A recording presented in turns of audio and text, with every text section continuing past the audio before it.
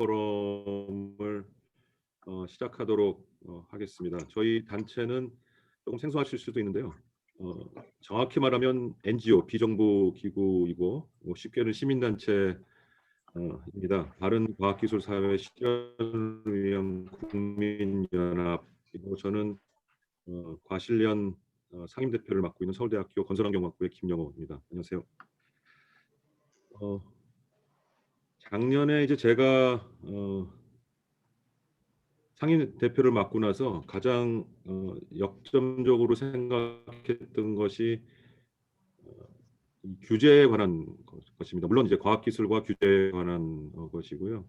저는 이제 AI 뭐 이런 기술들을 저는 사실은 학교에서도 미래 범용 기술이라고 부르는데 앞으로 어디서나 이제 필요한 기술이다라는 것이고요. AI, 빅데이터 또 뭐 IAB 그래서 IoT도 얘기하고 더 여러 가지 이제 미래 범용 기술이 있는데 여기에는 뭐 다들 아시다시피 법과 윤리와 규제 문제들이 따라올 수밖에 없고 앞으로 피할 수 없는 거기 언젠가는 짚어야 될 것이고 그러면서 과실련 오늘 이런 포럼은 굉장히 시의적절하다고 생각했습니다.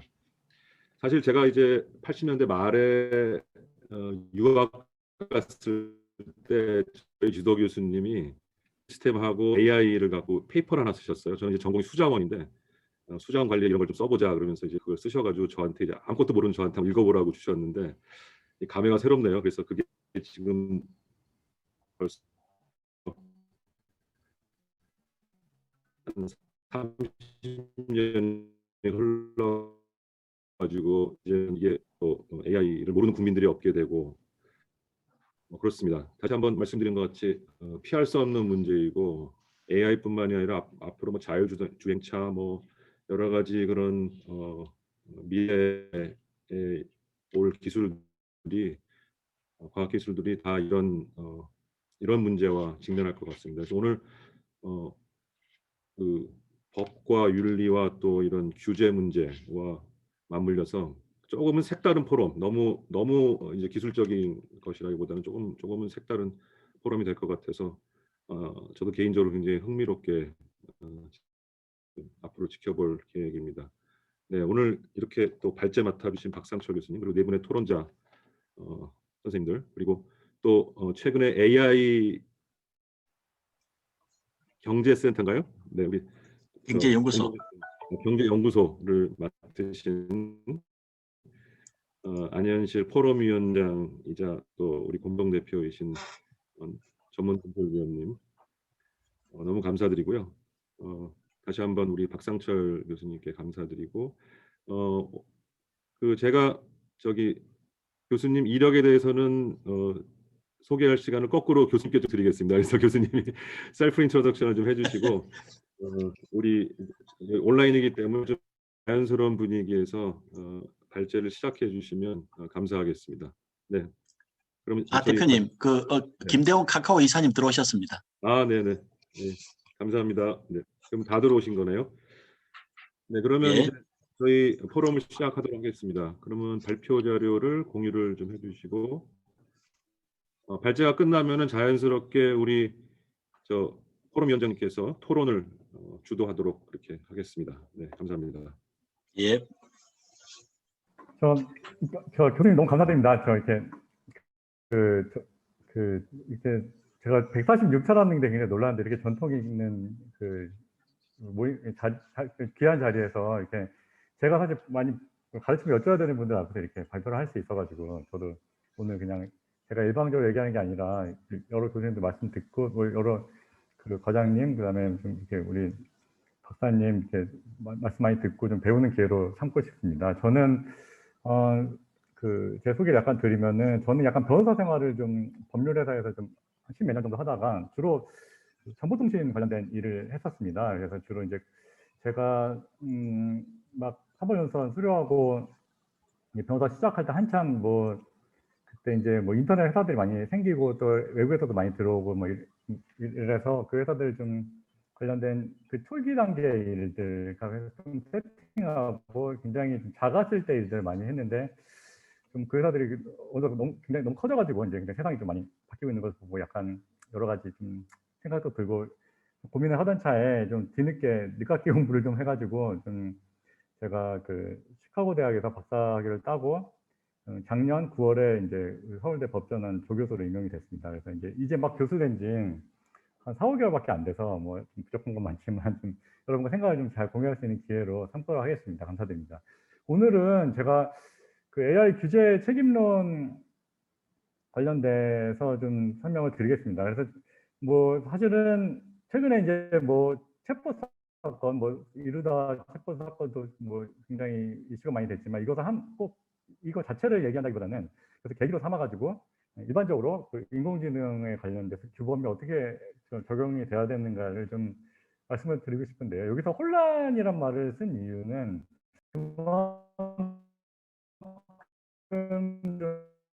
잘못된 논의들이 있고 그것이 여러 가지 홀링이 약간 있는 것 중요한데 예예 예.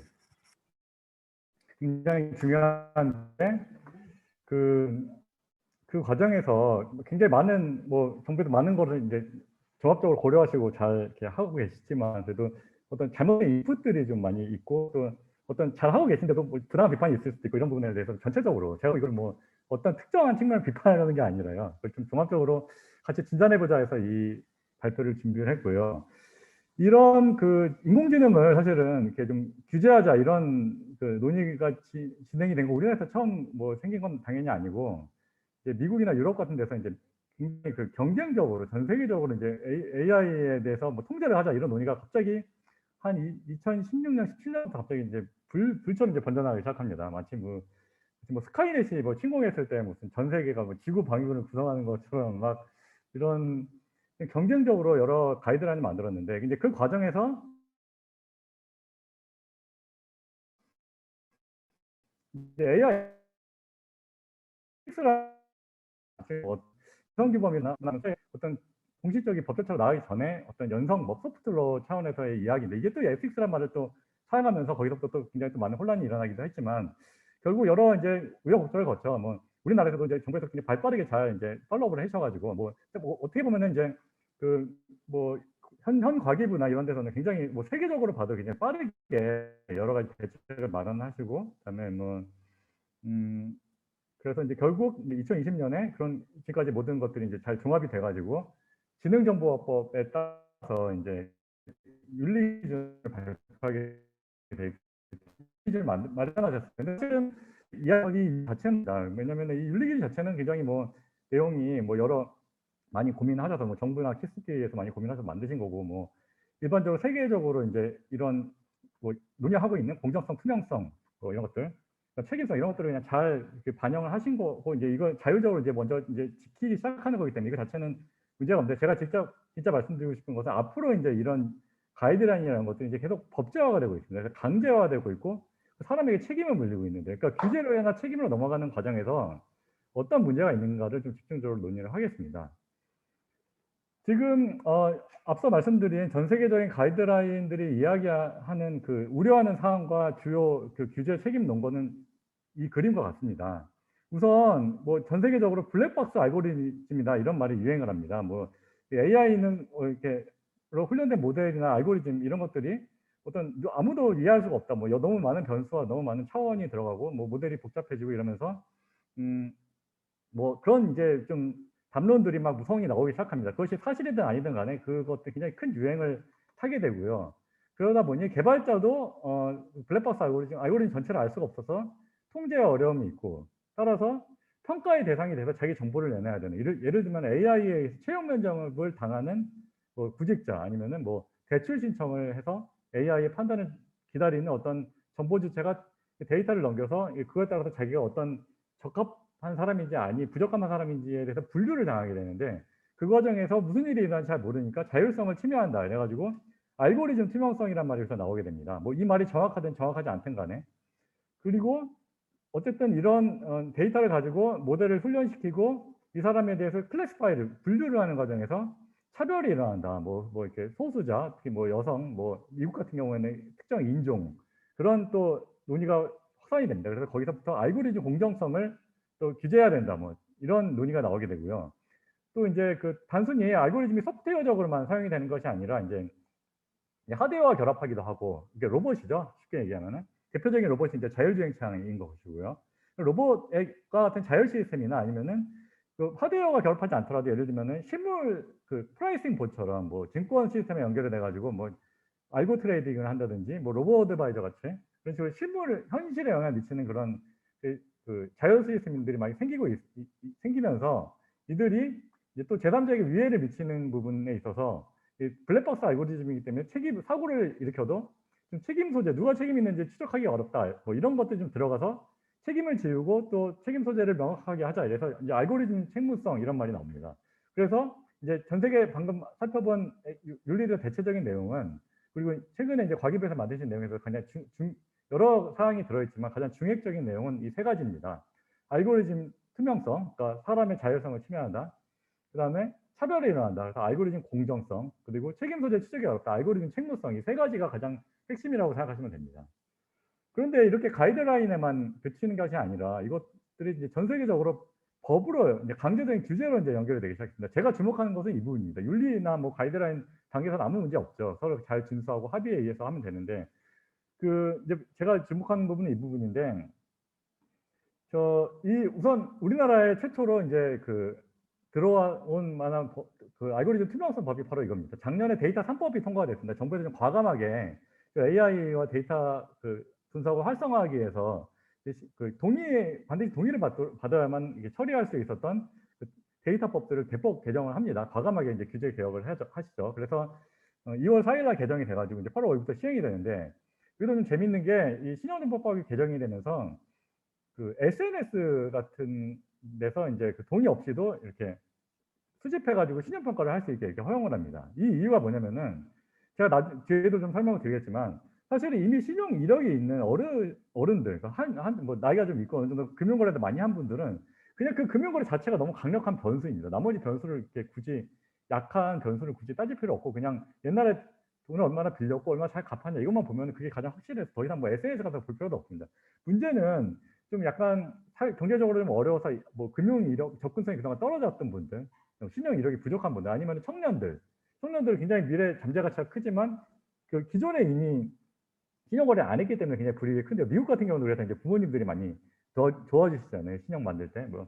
근데 그런 식으로 좀 청년들이 굉장히 금융 접근성에 어려움이 있다 보니까 그걸 좀 활성화하자 해가지고 SNS에서 이제 이거를 이렇게 하게 합니다. 이게 이제 미국이나 싱가포르 같은 데서 좀 먼저 활성이 되었기 때문에 우리나라에서도 좀 이런 걸 기대를 한 거죠. 그러니까 신용거래 이력이 적은 소위 핀파일러라고 하는 금융 이력 부족자들이 이제 쓴 SNS 같은 걸 보고 대부분 이렇습니다. 예를 들면 SNS 친구들이 얼마나 신용 정보가 좋냐, 또 뭐 예를 들면 그 사람 이력, 그러니까 SNS에 있는 그 사람의 어떤 프로필, 그다음에 심지어는 뭐 얼마나 빨리 대답을 하는지, 리스폰스 속도라든지 아니면 어떤 전체적인 자연어 처리를 통한 이 사람의 전반적인 올려놓은 글들, 뭐 맨날 술 먹고 되게 안 좋은 게 이제 술 먹고 파티하고 이런 거랍니다. 파티가 제일 나쁜 단어고요. 예를 들면 뭐 아침에 일찍 일어났다, 뭐 열심히 일했다 이러면 좀 신용 정보가 좋은 거고, 약간 이런 식으로 좀 법을 바꾸셔가지고 이와 좀 약간 결부가 돼서 이런 정보들을 가지고 이제 자동화한 평가를 하면은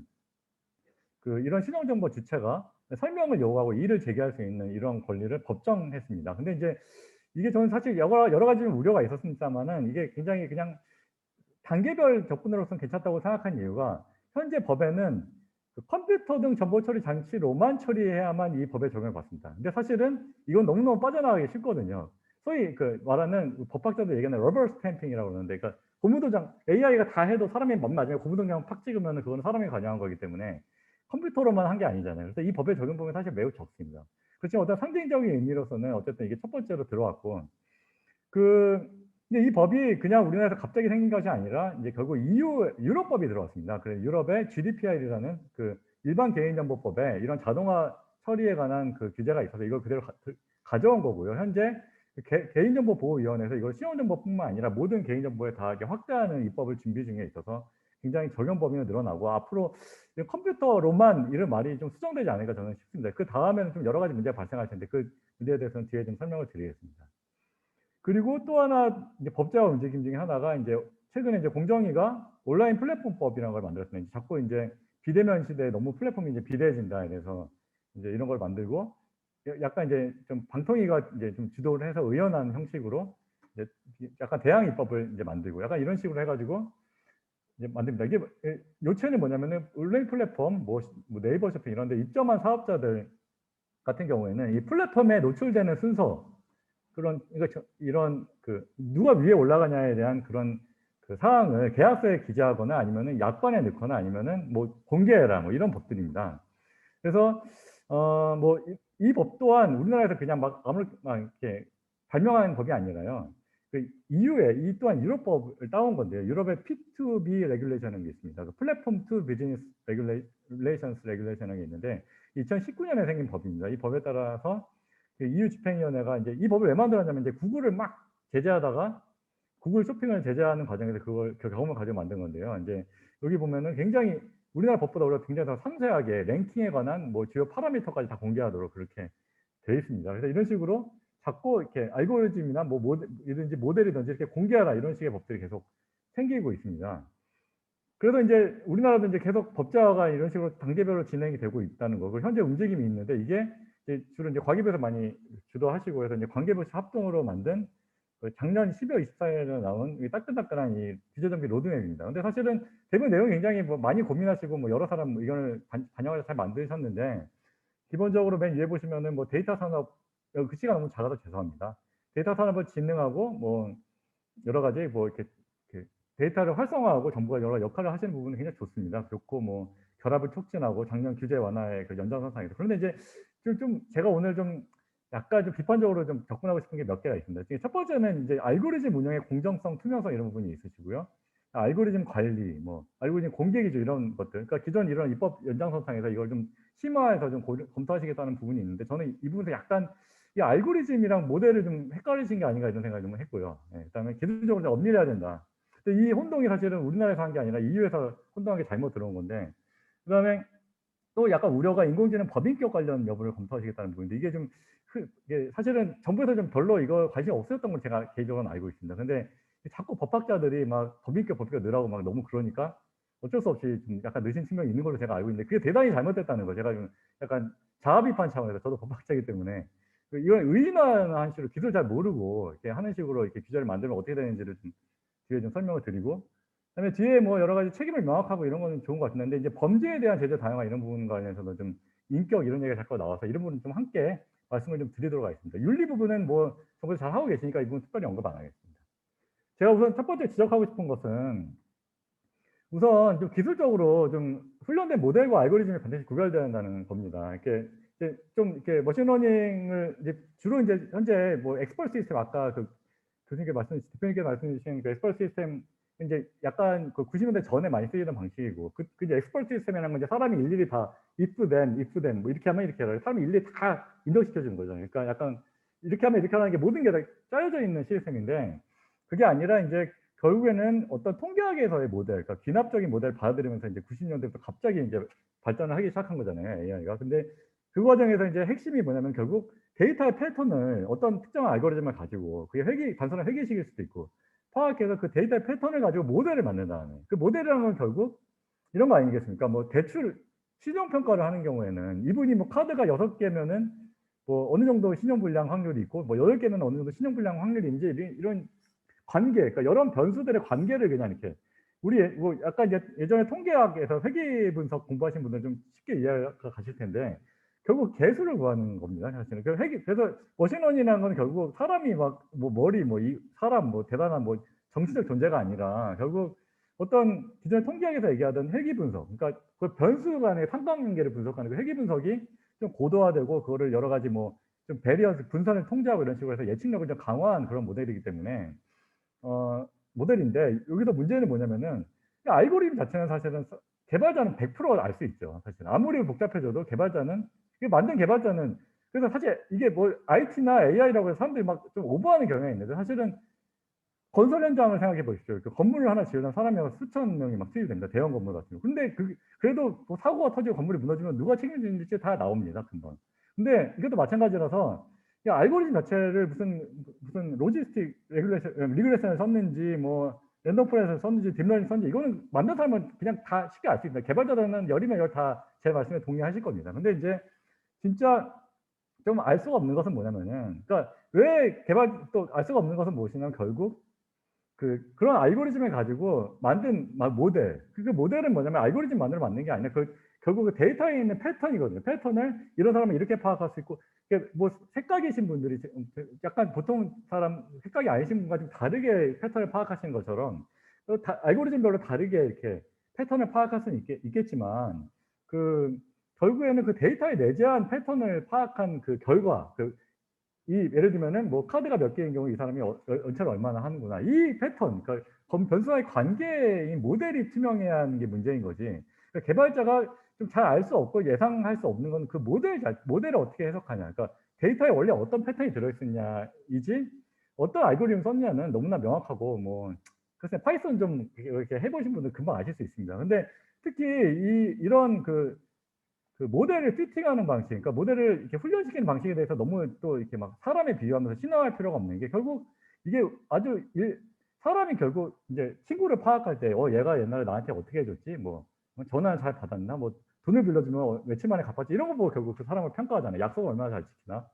근데 그런 거를 그냥 기계한테 약간 수학적으로 그걸 체계화한 겁니다. 사실은 이게 보통 이제 모델을 피팅할 때 많이 쓰는 방식이 최소 제곱 추정이라든지 최대 우도 추정 방법인데요. 그러니까 연속값일 때는 이제 우리 통계학 때 회귀 분석할 때처럼 이렇게 오차의 제곱값을 합친 것을 최소화하는 방식으로 이제 피팅을 하고, 또 이제 이상값, 그러니까 0과 1 이런 식일 때는 범주형 데이터일 때는 그냥 최대 가능성을 추정하는 식으로 로지스틱 리그레션처럼 아무리 딥러닝을 하고 레이어를 여러 개 쌓아가지고 복잡한 딥러닝 모델을 만들어도 결국 아웃풋 레이어, 최종 출력을 하는 아웃풋 단에서는 이 두 가지로 결국 피팅을 하게 됩니다. 그래서 결국에는 이런 모델을 어떻게 해석하냐의 문제고, 이건 데이터에 내재한 패턴의 문제입니다. 데이터에 내재한 패턴 사람이 전부 다 알 수 없게 생긴 문제이지, 사람이 알고리즘 알 수 없는 게 아니거든요. 그래서 사실은 알고리즘, 우리나라 사실은 이 XAI, 그러니까 설명 가능한 AI에서 되게 권위자인 김빈 박사님이 계시죠. 김빈 박사님 정의하신 게 저는 적절하다고 생각합니다. 그래서 결국 모델 해석성이라는 거는 결국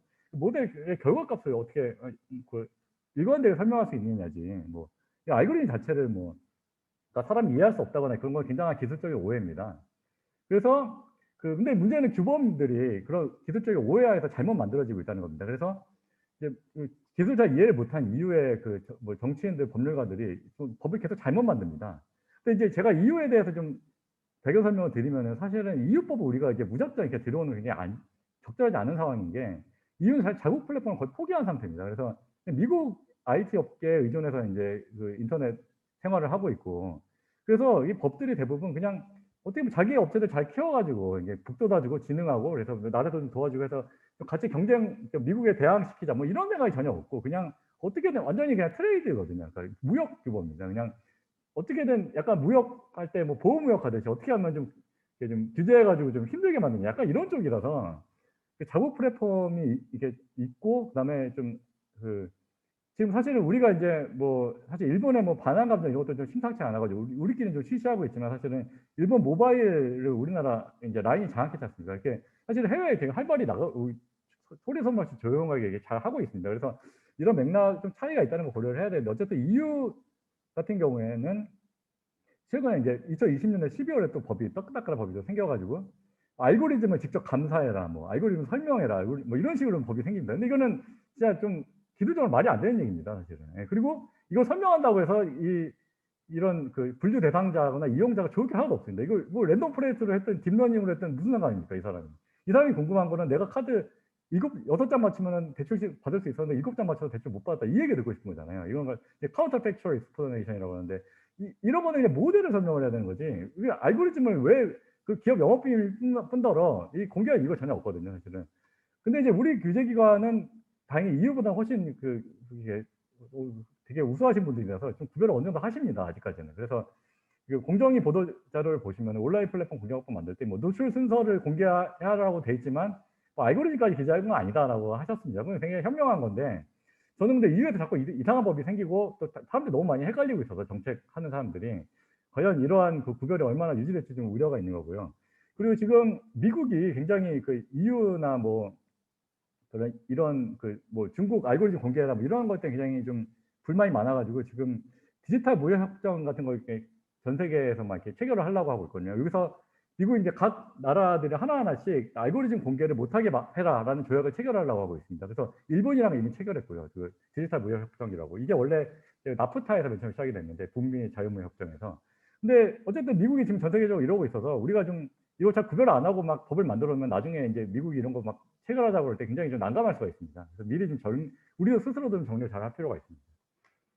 그리고 이제 제가 좀 기술적인 데서 출발했지만 더 심각한 문제는 사실은 그 의인합니다. 이게 자꾸 사람이라고 막 하면서 뭐 사람 관련된 걸 막 이렇게 비유하고, 그 유비농법이란 건 이제 애널로지를 얘기하는 건데 비유하는 겁니다. 이렇게 기술적으로 이해를 안 하고.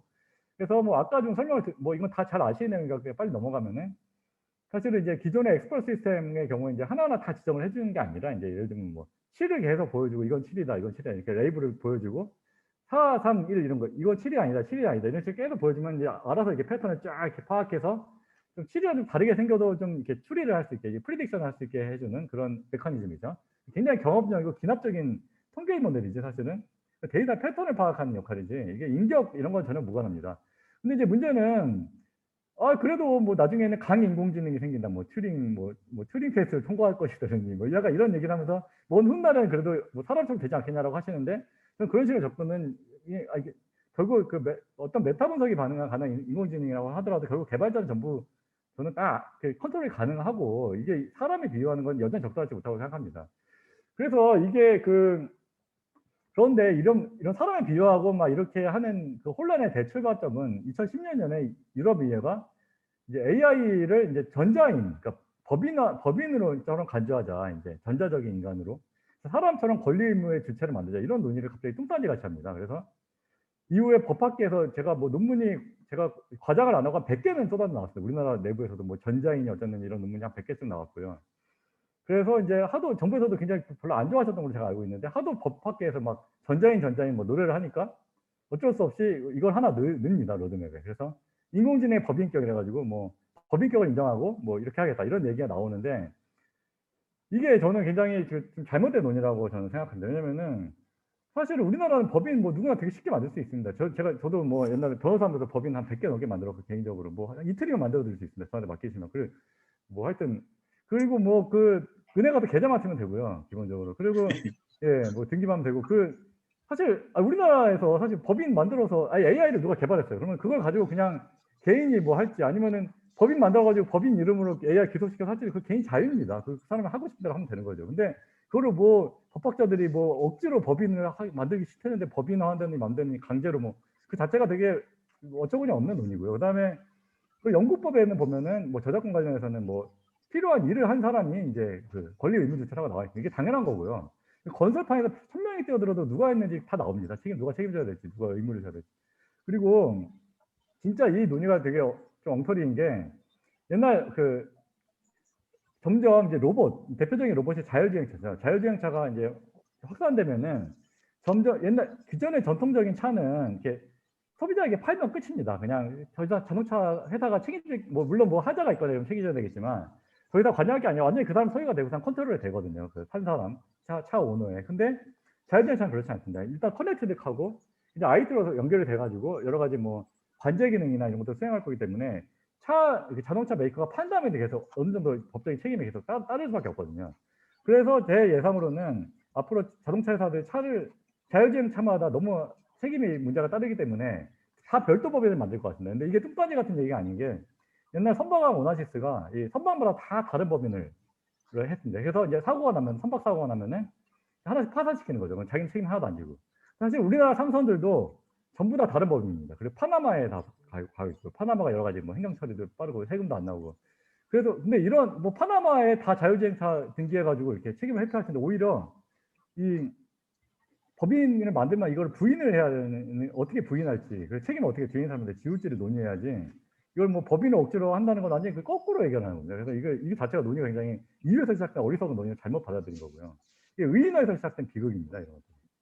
그래서 뭐 사람을 심지어 뭐 AI 로봇을 형사처벌하자는 얘기도 막 나오는데, 이건 뭐 제가 자세히 별로 좀 비극적인 얘기라서 별로 자세히 이해하고 싶진 않은데, 거의 뭐 중세 때 동물 재판 얘기하는 거랑 비슷한 수준의 얘기라고 저는 생각합니다.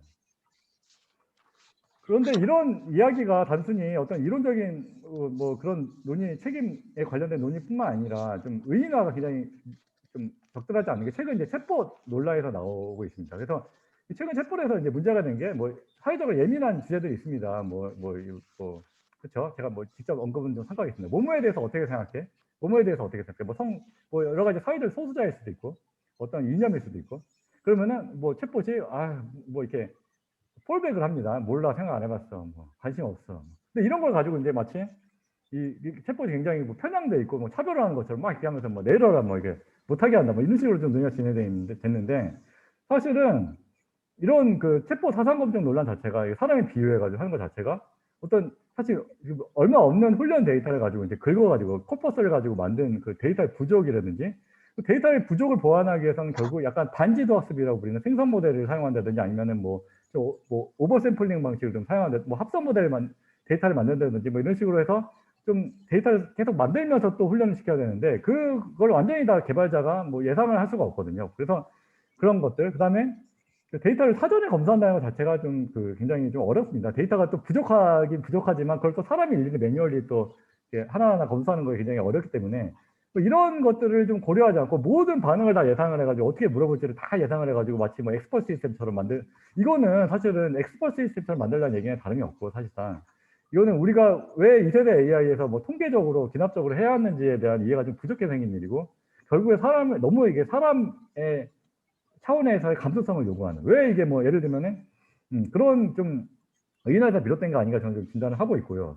이 논의들이 굉장히 위험한 게 사실은 이런 챗봇은 그 사람들이 단순히 누워가지고 이게 휴대전화에 이렇게 누워서 이렇게 재미를 추구하는 거에 그치지 않고 사실은 그 휴머노이드 기술에 탑재가 돼가지고 이제 대화를 해야 되고 또 전 산업에 거쳐서 챗봇, 그러니까 고객 접점 확대에 있어서 전 산업에 있어서 산업적인 가치가 굉장히 높은데 이런 것들을 그냥 단순히 좀 이런 그 사상 검증을 통과하지 못했다고 해서 뭐 내려라 뭐 이렇게 차별적이다 이렇게 얘기하는 건 굉장히 좀 오도된 논의라고 생각이 되고요.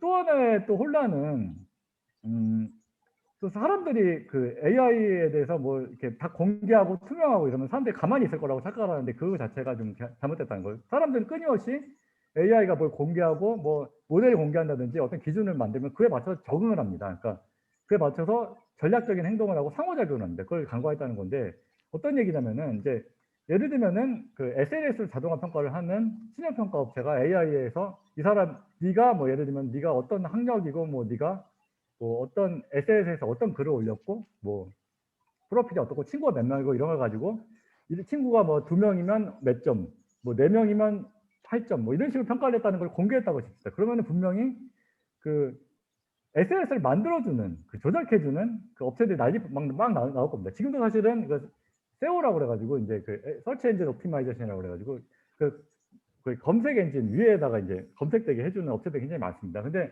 이런 식으로 공개를 하라고 하면은 이 업체들이 금방 나와가지고 SNS 다 만들어줄 겁니다. 그 돈 받고 팔고 뭐 이렇게 뭐 입주자를 만들어줄지 뭐 그런 식으로 할 겁니다. 그래서 그런 그 업체들이 생기면 결국 그 설명력 있는 변수들이 쓸모가 없어집니다. 그 변수들 다 조작해서 할 거기 때문에. 그리고 어쨌든 이런 걸 다 예상해서 또 훈련을 해야 되거든요. 그래서 여러 가지 뭐 에드벌스가 적대적 모델을 가지고 트레이닝을 하든지 해가지고 이 모델을 훈련시키는 개발자 쪽에서 미리 대비를 해서 살짝 이렇게 예측 확률을 살짝 높을 정도로 트레이닝을 해야 되는데 그 경우에는 결국 이 모든 그 기결이 어떻게 되면 그런 조작업체가 난립을 하고 사람들이 그에 맞춰서 게임을 하게 되는 과정에서 전략적인 행동을 하게 되면은 결국 사람들이 쉽게 바꿀 수 없는 거로만 사람을 평가해야 됩니다.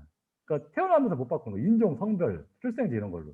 그러면 굉장히 원래 우리가 그러면은 원래 왜 이 SNS로 왜 했는지 그 원래 취지를 잊어버리는 겁니다. 그러니까 자꾸 AI 뭐 윤리 AI 규제 매몰돼 가지고 원래는 우리가 청년층 금융거래 이력이 없는 사람들 돕겠다고 해서 이 사람들은 대처받기 해지자에서 만들었는데 결국에 어떻게 됩니까? 다 뭐 주작업체 난립하고 그렇게 되면 결국 남는 거 실제 금융거래 이력만 남는 거죠. 이거는 결국 옛날로 돌아가야 되는 거고. 이런 것들. 그 다음에 결국 이렇게 돼버리면은 또 다양한 수요에 부응할 수 없고 또 이 모델을 다 공개하고 이런 식으로 되면 다 똑같은 모델 만들어가지고 갖다 쓸 텐데 도대체 누가 힘들게 이걸 투자를 하고 모델을 훈련시키겠습니까? 그리고 결국 그 천편일률적인 모델만 시장에 돌아다니면은 또 다양한 수요도 충족시킬 수 없게 되는 겁니다. 이런 여러 가지 부작용이 고려가 돼야 되는데 좀 너무 섣불리 좀 이유에서 막 무자비하게 법이 만들고 있어서 좀 이게 좀 걱정이 되고요. 챗봇도 사실 좀 어느 정도 마찬가지입니다. 챗봇이라는 게 결국 사람들과 상호작용인데 대화를 나누는 거지 않습니까? 근데 뭐 아까 이제 좀 논의에 됐던 엑스퍼트 시스템이라면 사실 완벽하게 우리가 규제를 뭐 해도 됩니다. 사실은 우리가 이렇게 물어보면 이렇게 대답하라는 하나 다 개발자 만들어주면은 뭐 규제 지켜야죠. 당연히 지켜야 되고 욕하면 안 되고. 그렇죠. 뭐 굉장히 점잖게 얘기해야 될 겁니다. 그렇지만 이게 챗봇이 점점 발달을 합니다. 그래서 처음에 이제 골 오리엔티드 챗봇이라고 해서 굉장히 은행 챗봇 사용해 보시면 알 텐데 고객센터가 굉장히 한정된 목적으로 사용하는 뭐 이렇게 뭐 이렇게 고객들에게 뭐 이렇게 예금 같은 거 뭐 잔고 확인하려면 어떻게 되냐 그러면 1번, 2번, 3번 해가지고 이렇게 한정적인 답변만 하는 그런 딱 짜여진 답변만 하는 챗봇인데요. 이런 경우에도 그냥 어느 정도 뭐 규제를 만들어도 어느 정도 지킬 수 있을 겁니다. 사실은. 그렇지만 사실 이번에 문제된 챗봇 같은 경우에는 오픈 도메인 챗봇입니다. 그러니까 굉장히 어떤 용도에 활용될지 굉장히 범용으로 다양한 대화를 할 수 있게 만든 챗봇인데요. 사실은 뭐 휴머노이드나 이런 거에서 있어 정말 중요한 것은 이 오픈 도메인 챗봇인데 굉장히 앞으로 한글 구어 그 NLP에서도 굉장히 중요한 역할을 할 텐데 이것들 아까 말씀드렸듯이 굉장히 그 복잡도도 높고 용량도 만육층 용량도 너무 크고 생성 모델을 사용하는 과정에서 뭐 의도하지 않는 데이터도 발생되고 이러기 때문에 이거를 일일이 막 무슨 규제를 만들어도 이거를 하나하나 다 뭐 이렇게 검증하는 게 불가능합니다. 그래서 사실 이거를 뭐 규제 완벽하게 지키라는 건 하지 말라는 얘기가 다름이 없고요. 그다음에 더 나아가서 이용자의 대화 답변 내용을 또 가지고 계속 지속적으로 트레이닝을 하는 이런 컨티뉴얼 러닝으로 가버리면은 또 이용자가 뭐 악의적으로 막 예전에 페이 사건처럼 오염 공격을 하면은 물론 뭐 여러 가지 보안 조치는 취해야 되겠지만 이걸 가지고 이 서비스가 안 된다고 해서 뭐 이거 하면 안 된다라고 얘기할 수가 없게 되는 겁니다. 이게 인간과의 상호작용이 이루어지는 부분에 대해서 근데 무조건 이거를 막 공정성, 뭐 투명성 이래버리면은 이거는 뭐 아예 하지 말라는 얘기가 당연히 없다는 거. 그리고 제가 이 챗봇 사건을 보면서 또 한 가지 더 추가로 든 생각이 이 차별 뭐 굉장히 물론 제가 뭐 차별 문제 심각하지 않다고 얘기한 절대 아니라는 걸 좀 꼭 말씀드리고 싶습니다. 당연히 이거 소수자분들은 이런 것들 뭐로 상처를 받으실 수 있고 이게 결코 사회적으로 굉장히 가벼운 문제는 아닙니다. 물론 심각한 문제는 전 동의하는데 그렇지만 우리가 어쨌든 그 어떤 사회의 필요라든지 앞으로 향후 기술 발달을 고려를 하면은 분명히 차별적 처우랑 차별적 발언은 구별이 돼야 됩니다. 그러니까 차별적 처우라 하면 결국 뭐 체험 면접 요즘 젊은 사람들이 비대면 학산으로 AI 체험 면접을 하는데 무슨 이렇게 입술이라든지 눈 동작을 보고 이렇게 막 평가를 한다고 하는데 저는 굉장히 좀 우려가 있습니다. 개인적으로. 저는 무조건 규제를 안 하자는 입장이 아니라 이걸 할 때는 해야 된다는 입장인데 이건 제가 굉장히 실제적인 문제라고 생각하고 있고 판단하고 있고 젊은 사람들이 이런 평가를 과연 이렇게 정당하게 당하고 있는 것인지 그다음에 대출 심사 이런 거 당연히 받아야 될 돈을 못 받게 되는 뭐 어떤 뭐 예를 들면 뭐 여성이라는 이유만 그건 굉장히 심각한 거죠. 이건 정말 뭐 규제해야 될 수도 있고 뭐 형사사법 AI가 돼가지고 뭐 가난하면 유전 무죄가 된다 뭐 무전 유죄 된다 이거 심각한 거죠. 당연히 안 되는 게. 이런 거는 저는 당연히 뭐 이거 굉장히 중요한 이해관계가 달려 있고 그다음에 뭐 어떻게 보면 차별을 대놓고 하면서 AI다 이런 식으로 좀 몰래 뒤에 숨어서 하는 경우도 많이 발생할 수 있고요. 그다음에 감사가 굉장히 용어의 분들은 최근에 들어서는 굉장히 연구가 많이 진행돼가지고 이런 것들을 어떻게 수학적으로 뭐 이렇게 체크할지 모니터할지가 굉장히 많이 발달했습니다. 그래서 뒤에 설명을 드릴 거고요. 근데 반면에 이렇게 단순히 몇몇 분들이 그냥 자기가 원하는 대답이 안 나온다. 이거에 대해서 어떻게 생각하는데 뭐 관심 없어 싫어 뭐 이렇게 대답한다고 해서 이걸 못하게 한다? 저는 이건 굉장히 좀 위험한 생각인 게 일단은 이거 자체가 굉장히 심각하긴 하지만 일단 좀 불특정인에게 확산되는 친구도 좀 고려가 돼야 된다. 그리고 사실 이게 표현의 자유 영역이 있습니다. 그러니까 과연 우리가 나중에 휴머노이드를 만들었을 때 이 휴머노이드가 정말 너무너무 바른 생활 사나이 휴머노이드만 옆에 끼고 살 거냐 진짜 재미없는 천국을 만들 거냐 쉽게 얘기해서 뭐 그런 데에 대한 고민인 거고요. 그다음에 근본적으로 이게 기준이 없습니다. 이게 어떤 것을 뭐 규제를 해야 되는지 뭐 객관적 측정 지표 자체가 설정이 어렵고요. 예. 예를 들면 이렇습니다. 뭐 차별적 처우, 뭐 채용 면접이라든지 뭐 대출 심사 이런 경우에는 사실 제가 뭐 시간 관계상 자세히 설명은 안 드리겠지만 이런 어떤 수학적인 지표들이 개발이 되고 있습니다. 그러니까 예를 들면은 뭐 같은 비율로 뭐 일단 인구 통계학적인 동등성 어떤 남성과 여성 간의 비슷한 비율로 하자는 독립성 기준. 그러나 이건 사람의 능력을 고려하지 않기 때문에 사람의 그 능력이나 메리트를 고려해가지고 뭐 이렇게 어떻게 보면 자질이 있는 사람들 같은 비율로 남녀 관계없이 또 합격하게 해주고 이런 기준, 분리성 기준. 그다음에 어떤 재판을 유죄 판결을 받거나 어떤 규제를 받게 되는 사람들은 원래 죄를 졌을 가능성을 똑같이 맞추는 그러니까 무고한 사람의 비율을 똑같이 맞춰주는 충분성 기준 이런 수학적인 기준이 점점 정립이 되고 있고요. 그다음에 이런 개입 수단도 굉장히 어떤 그 컴퓨터 과학 자체 내에서 어떤 그 알고리즘적인 방식으로 이거를 어떻게 하면 이거 교정하는지에 대한 논의도 굉장히 활발하게 진행이 되고 있습니다. 뭐 예를 들면은 뭐 이런 ROC 커브 제가 좀 시간 관계상 설명을 자세히 못 드리지만 ROC 커브로 이런 이 두 곡선이 만나는 지점에서 이렇게 딱 맞추면은 이 분리성 기준을 충족시킬 수가 있습니다. 왜냐하면 이제 자질이 있는 사람 중에서 합격하는 비율과 자질이 없는 사람 중에서 떨어뜨리는 비율, 각각 리콜 스페시피시티라고 하는데 이걸 맞출 수 있기 때문에 이런 식으로 굉장히 많은 그 자체 내에서 할 수 있는 기술이 있는데 이런 기술 발달을 고려하지 않고 또 무조건 뭐 데이터를 사전 검열해가지고 뭐 안 좋은 거는 다 빼라 뭐 이런 약간 이런 식으로 된다는 거. 그다음에 더더구나 차별적 발언은 뭐 이런 기준조차 없습니다. 그냥 굉장히 정치적이고요. 뭐 어떤 특정한 단체에서 뭐 이렇게 우리를 막 차별했다 이렇게 막 들고 일어서면 그냥 그 서비스를 못하게 돼버리는 약간 이런 식으로. 뭐 이렇게 어떻게 뭐 이걸 투표를 결정하는 것도 아니고 그렇다고 해서 뭐 약간 이런 문제가 있는 겁니다. 제가 요즘 체포 사건을 약간 좀 더 구체적으로 좀 뭐 앞에 좀 조금씩 말씀드렸습니다만은 좀 말씀을 드리면은 사실은 물론 뭐 개인정보법 이슈는 좀 있습니다. 근데 이제 이거는 이제 물론 법적 본질이기도 합니다만 이제 이거는 이제 정부가 조사하고 계시니까 이제 소송도 걸렸고 이거 제가 뭐 알가에서 할 수 있는 일이 아니고 제가 여기서 이걸 얘기하는 거는 공정하지는 않습니다. 제가 뭐 반대 신문을 당할 것도 아니고. 근데 이제 제가 진짜 오늘 논의하고 싶은 거는 이 얘기 뭐 이거 개인정보는 뭐 이제 좀 문제가 있으면 보완을 하면 되는 거고 이제 진짜 논의하고 싶은 것은 이 사건에서 제기된 뭐 성인지 감수성 문제 때문에 과연 AI 전체를 마치 뭐 규제해야 되고 챗봇에 문제가 있다는 식으로 막 갑자기 또 막 이렇게 되고 있는데 이게 과연 옳은 건지를 좀 얘기를 하고 싶은데요. 이게 사실은 이제 자꾸 사람에 비유하다 보니 문제가 생기는 건데 이 뭐 루다 프레임워크 자체는 이제 개발자가 뭐 올려놓은 자료나 이런 걸 좀 보면은 뭐 굉장히 어떻게 보면은 뭐 새로운 기술은 아닙니다. 뭐 굉장히 벌트라는 기술은 이제 구글이 이제 기본적으로 만든 그 기술이고요. 지금 사실 NLP에서 가장 발달한 기술 중에 하나입니다. 현재 그 여러 가지 어떻게 보면은 인베딩 기술 중에서 어떻게 보면은 굉장히 어떻게 보면 NLP가 생각보다 이렇게 되게 약간 지지부담이 있다가 좀 작년, 재작년 이런 식으로 굉장히 빠르게 또 굉장히 발전을 하고 있는데 이제 GPT-3 이제 일론 머스크가 이제 밀고 있는 GPT-3와 더불어 뭐 현재 가장 이제 앞선 기술이라고 평가가 되고 있고 이제 GPT 같은 경우는 이제 앞에 있는 단어를 가지고 이제 뒤에 있는 단어가 통계적으로 얼마나 빈도 같은 걸 추정해가지고 이제 그 챗봇을 이렇게 만드는 식으로 하는 거고 이제 벌트는 이제 매스크트 랭귀지 모델이라고 해가지고 이제 앞뒤로 이제 딱 가려서 앞뒤에 있는 단어를 가지고 이제 중간에 오는 단어가 빈도가 어느 정도 많이 나오냐. 근데 이제 결국에 이게 사람이 사고하는 게 아니라 어떤 얘가 무슨 이데올로기가 있어가 아니야. 뭐 생각을 해서 그런 게 아니라 그냥 이게 여러 가지 훈련 데이터인 카카오라든지 라인 데이터를 보니까 뭐 이런 대화가 나오면 이런 대화들 뒤에 많이 따라왔구나 하는 건 통계를 그냥 계산한 겁니다. 그래서 그런 그 NLU 기술을 통해서 벡터로 인베딩을 하고 그다음에 그 리트리버라는 거는 이제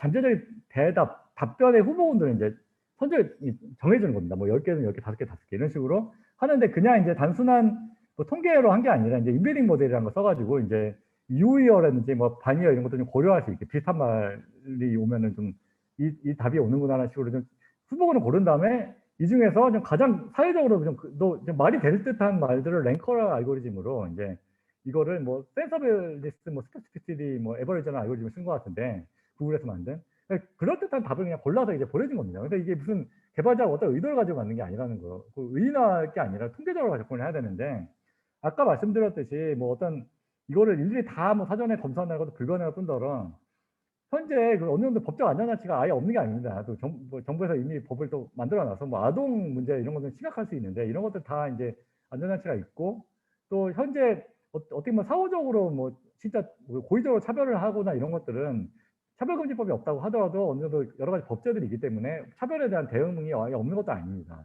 그리고 제가 좀 강조하고 싶은 것은 아까도 말씀드렸듯이 이 한국어 구어 NLP에 있어서 사실 문어 NLP는 뭐 쉽습니다. 그냥 상대적으로. 그러니까 이렇게 문어에 쓰는 한국어 단어들은 딱 정해져 있기 때문에. 그렇지만 정말 어려운 것은 막 온갖 뭐 예상할 수 없는 단어들이 생기고 빨리빨리 변하는 구어인데 사실 산업적 가치라든지 어떤 기술 발전에서 정말 더 중요한 것이 구어 NLP고요. 이 구어 NLP에서의 핵심이라는 게 챗봇 기술인데 이거를 이런 그 뭐 준수나 이런 것들에 대한 그 고려를 안 하고 무조건 이제 규제 일변도로 가는 거는 좀 굉장히 위험해 보인다. 그래서 좀 유감인 게 좀 어쨌든 이 서비스가 뭐 이렇게 중단이 됐는데 뭐 사업자가 스스로 중단한 거긴 합니다만은 뭐 이런 식으로 이 뭐 서비스를 무료로 이용하면서 이렇게 위안을 얻는 사람들이 있었다는 것들이 너무 고려가 안 된 게 아닌가. 앞으로 그리고 사실은 위안을 받기 위한 게 중요한 게 아니라 향후 이 기술을 어떻게 쓸지에 대한 고려가 너무 부족했다는 거. 그리고 좀 저는 불만이 이 사람들이 무슨 폐수를 방류한 것도 아니고 이렇게 회복할 수 없는 손해를 뭘 끼쳤습니까, 솔직히.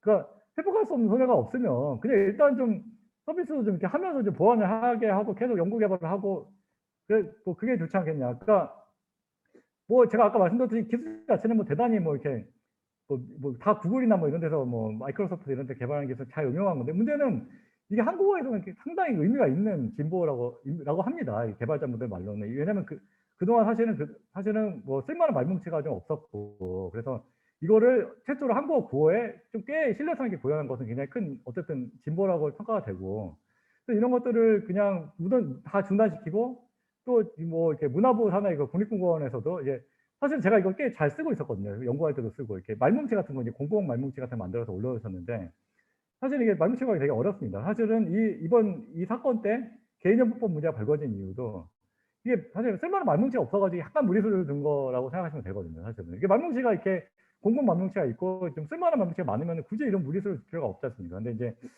이런 말뭉치 원인 자체가 사실 말뭉치가 없어가지고 생긴 일인데, 오히려 이제 정부가 자꾸 이게 사회적으로 막 벌떼같이 일어나니까 좀 여러 가지 부담 때문에 또 이거를 말뭉치를 내려야 되고 이런 것들. 그러니까 원래 우리가 생각했던 어떤 문제점이라든지 뭐 진단 이런 거와 좀 다르게 자꾸 흘러가야 되는 부분, 이런 것들이 굉장히 좀 문제이고, 뭐 이게 어떻게 보면 이제 자동차가 처음에 생겼을 때 자동차 기술 처음 들어왔을 때 굉장히 인류가 큰 충격이 휩싸였다고 합니다. 너무너무 위험해 보이고 너무너무 두렵고 뭐 좀, 그리고 이제 수많은 사람들이 마차 산업으로 먹고 살고 있어서 그런 여러 가지 충격이 있었다고 하는데요.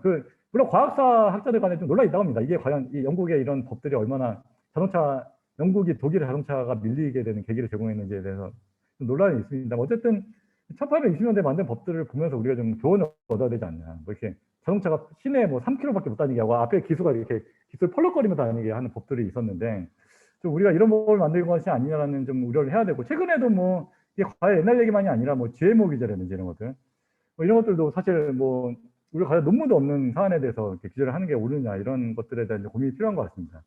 그래서 제가 뭐 시간이 다 됐는데 좀 결론을 빨리 말씀드리면은, 일단 정부가 지금까지 뭐 이렇게 여러 가지 연구 개발 같은 것 종합적으로 잘 고려를 하셔서 이제 가이드라인 형식으로 이제 시작을 하셔서 이제 계속 의견 수렴하시는 방식은 너무나 타당하다고 생각이 되고요. 근데 정부 역할은 지가 잘 해오셨듯이 계속 이제 공공 데이터셋을 좀 만들어 주시는 부분, 이게 굉장히 그 말뭉치나 이런 부분은 이번 사업자 사태에서 봤듯이 그 사업자 하나하나가 굉장히 만들기가 좀 쉽지가 않고요. 또 이거 정부에서 어떻게 보면은 이런 허브 같은 걸 만들어 가지고 이제 어떻게 보면 우리가 나날이 만들고 있는 것들을 딱 이번에 뭐 데이터 결합이라든지 뭐 비식별 같은 것도 생겼으니까 그런 것들을 좀 적극적으로 데이터를 만들게 이제 촉진해 주시는 부분이 굉장히 중요하고, 또 그냥 단순히 코퍼스만 올려놓을 게 아니라 이제 잘 이제 프리프로세싱도 하고 뭐 어떻게 보면 모델도 정부가 충분히 이런 역량이 있으십니다. 예산도 있고. 그래서 프리트레인 해가지고 이렇게 그 개발자들이 바로바로 쓸 수 있게 하는 것도 전혀 좀 어려운 일이 아니고 우리가 앞서갈 수 있는 분야 생각하고요. 우리 정부가 우수하시기 때문에. 그다음에 개발자들이 또 이런 여러 가지 공공성이라든지 뭐 투명성 이런 것들은 충분히 앞서 말씀드린 여러 가지 이 싱가포르나 이런 데서 좀 약간 이 부분이 좀 빠른 편인데, 그 개발자들이 이제 이렇게 자기들이 훈련된 모델이 과연 뭐 공공성에 부합한지 이런 것들 측정할 수 있는 인프라 같은 걸 이제 정부에서 좀 주도해가지고 제공해 주기도 하고 이런 부분이 있거든요. 정부가 하실 수 있는 게 너무 많습니다. 굳이 뭐 규제를 안 하더라도. 그리고 이제 사실 뭐 맨날 규제 욕심만 하라고 했지 막상 일 터지면은 막 정부는 뭐 했냐 이러면서 막 이렇게 그렇잖아요. 맨날 그런 분위기가 너무 많아서 결국에 규제 안 할 수가 없잖아요. 제가 공무원이라도 규제하겠습니다, 당연히.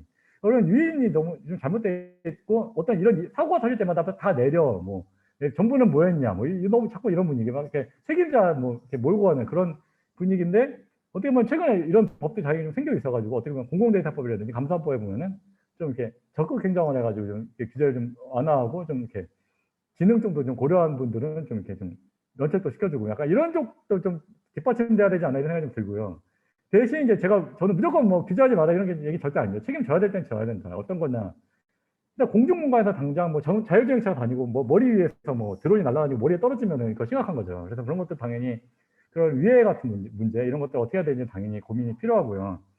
그다음에 근데 다만 이제 우리가 무조건 뭐 자율주행차가 위험하다 이렇게 생각하는데 그게 아닙니다. 사실은 자동차 사고의 90%는 사람의 어떤 인적인 실수에서 유발되기 때문에 어떤 이런 AI에서 굉장히 사고가 줄어들고 안전해지는 측면에서도 고려가 돼야 된다는 부분이고, 아까 말씀드렸듯이 단순히 뭐 기분 나쁘다 이런 부분은 약간 좀 더 우리가 좀 사회적으로 좀 수인을 하되 진짜 중요한 부분이 무엇인지, 중대한 신분재산적 이해관계에 관련된 차별이 뭔지, 예를 들면 뭐 채용, 뭐 대출 이런 것들 지목해서 좀 이런 것들 위주로 좀 이렇게 보텀업 방식으로 좀 이렇게 접근해야지 뭐 AI는 사람이고 뭐 의인화하고 뭐 법인화하고 이런 식으로 접근해서는 안 된다고 생각을 해봤습니다. 예. 긴 시간 이야기 들어주셔서 감사드립니다.